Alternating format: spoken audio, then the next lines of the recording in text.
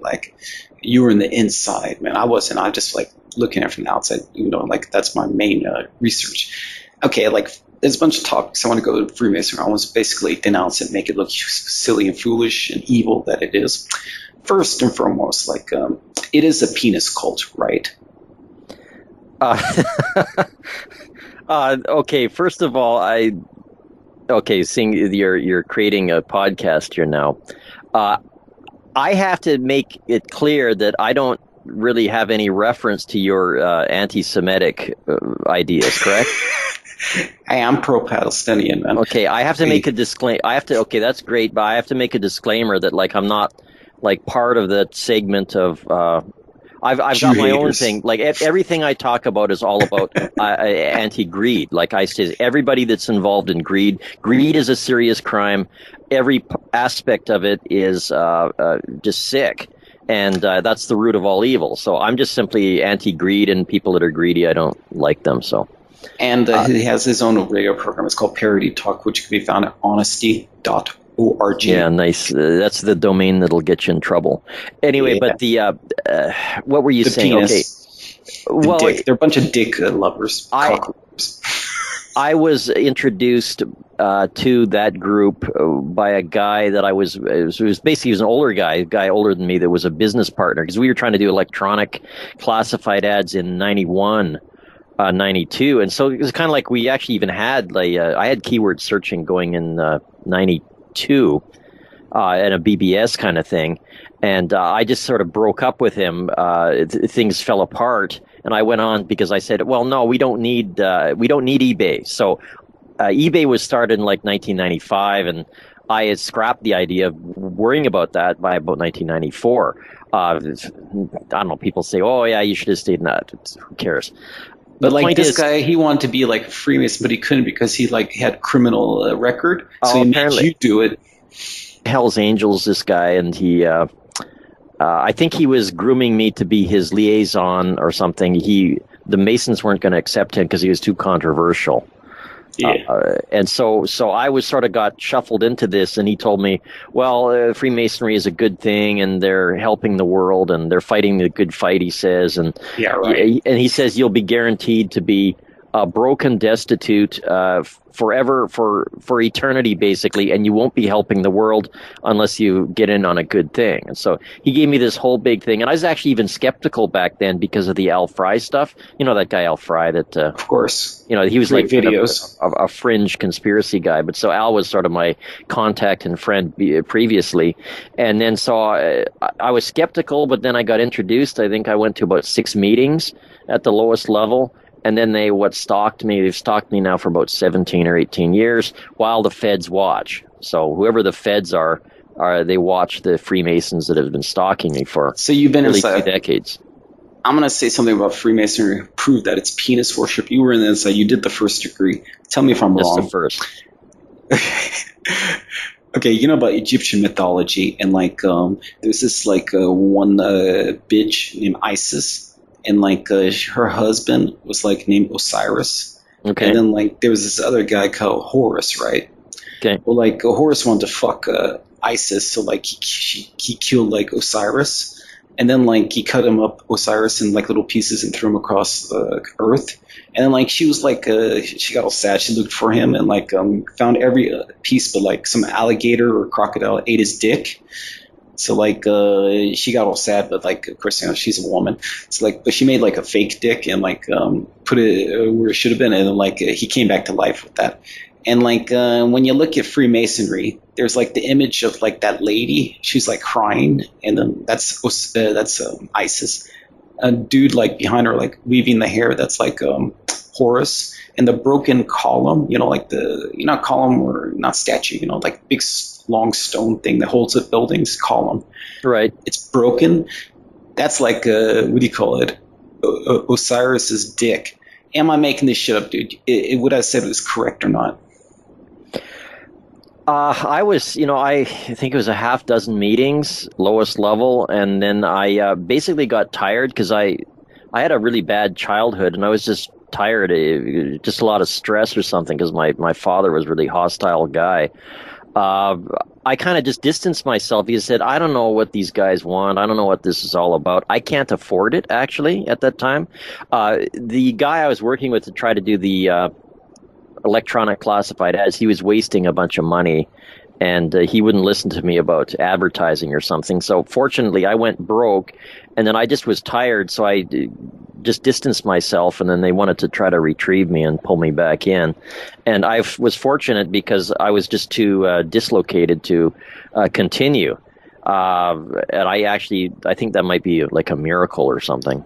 But like back to the point, man. Like you understand, like, and from aside from your personal experience with Freemasonry, which we will get into, like from your conspiracy research, it is a phallic dick penis worshipping cult, right? Fertility cult. How do I? Well, I'm kind of simplistic about some of this stuff. I Yeah. kind of think that it's sort of like a mafia thing, and No, of course we're going to get into that, but like we're talking about the more theological basis of it. I was getting mad. Well, I was getting mad about the corruption, and I just sort of. Dude, we'll get into that. We have to give like a little background first. Okay, like, and so like Freemasonry, would you not agree, is a religion in and of itself? You can't be a Christian and a Freemason at the same time.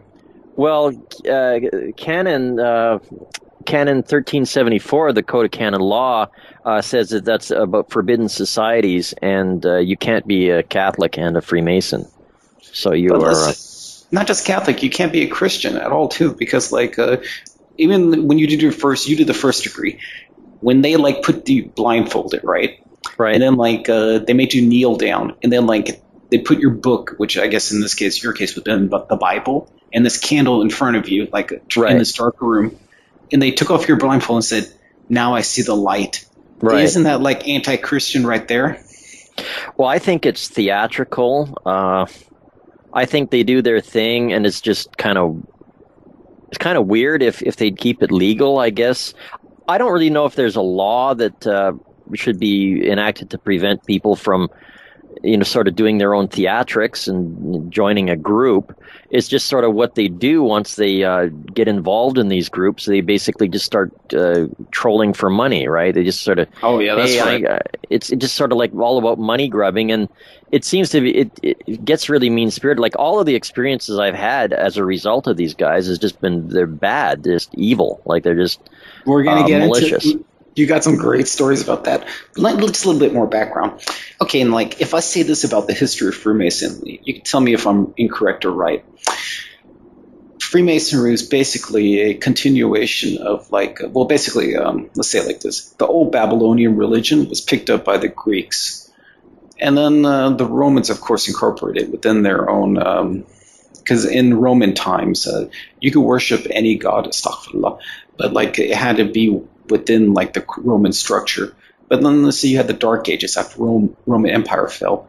But then near the end of the Dark Ages, like a bunch of these carpenters, like builders from Europe want to start making these big cathedrals. Right. They look into the Greek texts, and then like they found the information like how to make these big cathedrals, buildings. But like they also found some spiritual information. And then so they made their big ass churches, and then but they also within their little clubs, their original guilds, because these were Masons. They also they incorporated this spirituality, which is more, fertility cult, Babylonian mystery school shit, a little Egyptian, of course. But then later with the Knights Templars, who were originally started by a rabbi. You really look, I'm not making it up. And then but we all know the story with the Knights Templar. They got too big, and then the Catholic Church forbid them. Except one group was able to survive. At least one group go to Scotland. We all know about the Sinclair family, and there they asked these bunch of Masons at that time to help build a certain special church. The one I'm talking about in Scotland, right? And you could say it was a meeting of the minds. That's where you had this. Masons with their Babylonian, Egyptian information mixed with the, again, little Egyptian, Jewish information. Well, I call it information. So just they're actually rituals and like secret words, magic, and all this shit. And from there was born the original incantation of like, as we call, well, they wasn't called Freemasonry until like after the, right before like the United Grand Lodge of England. But like, what I said, was that a like, good short history of Freemasonry right there? Somewhat, although I'm simplistic in some ways. How do I simplify this for you? I just sort of see Freemasonry as sort of like this revived sort of Templar type movement in the Protestant countries. And that took place, I think they first started in sort of the Grand Lodge constitutions in the early 1700s. And so they'll like sort of say, well, we trace our lineage back, thousands of years, but it's sort of like, who do you want to tack your name on to? Sort of like who invented the stadium, right? Who invented the wheel? Yeah, who invented the table? It's like we're all Freemasons, and we have a table today, and so it was invented by Freemasons, and they go kind of bananas as far as I can. There's a lot of lying that goes on amid the Masonic authors, at least as I've read. Oh, now we're going to start getting to like your personal experience with Freemasonry. Just one more thing. Freemasonry, the reason why they have so many degrees is that, like, think of it as like kind of a, let's say you're in a hallway, right? Mm-hmm. At the end of the hallway you're at, it's very wide. Let's say like 6 feet, 2 meters wide. As you go down the hallway, like the width, it decreases, so like then it starts getting like shorter till it's like, let's say, a meter, and then like near the end you have to like go sideways to get out the door. That's these degrees. They slowly shape you into like they're kind of thinking they want you to be, so like by the time you go through all these rituals and like you become a full-fledged Satanist, because once you agreed, like near the end of the degrees they tell you like Christianity or your organized monotheistic religion, let's say like that, is a piece of shit. Like everything, you don't worry about it. The real, all religions are the same. Like you need to see the true religion is that of Lucifer. I mean, you read Albert Pike, it's right in there, man. These people are all Satanists. Well, I think that they're like, I call them greed-tards. Like sort of a variation. People get mad. Actually, you're not actually supposed to say retard anymore, but.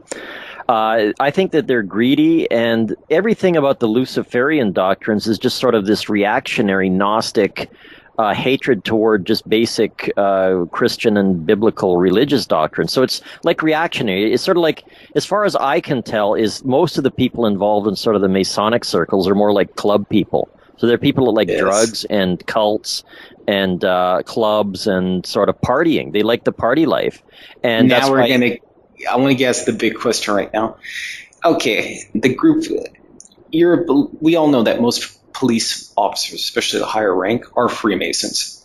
That's where most military and the higher officers. What is stopping like some mafia member, like criminals, from also being a Freemason? Like I'm asking this question because from personal experience, if you're a drug dealer and you're a Freemason, right? And the police officer is a Freemason at the same lodge as you. Can he give you up? Like, can he arrest